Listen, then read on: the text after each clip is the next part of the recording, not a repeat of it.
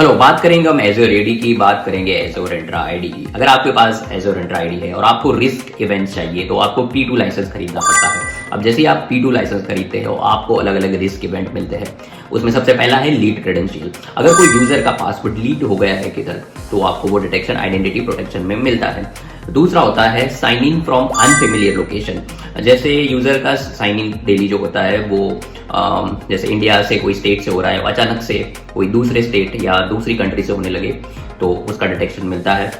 तीसरा है sign in from atypical travel location. जैसे मेरा जो साइन इन है आज कुछ मिनट पहले इंडिया से हुआ और कुछ मिनट के बाद तुरंत ही अगर दूसरी कंट्री या दूसरे स्टेट से होने लगा तो ये एटिपिकल ट्रैवल लोकेशन है। चौथा है sign in from anonymous IP address. ये आईपी जो ऐसे है जैसे प्रॉक्सी या टोर जैसे ब्राउजर होते हैं वैसे प्रॉक्सी से अगर आपका साइन इन हो रहा है तो उसका डिटेक्शन मिलता है।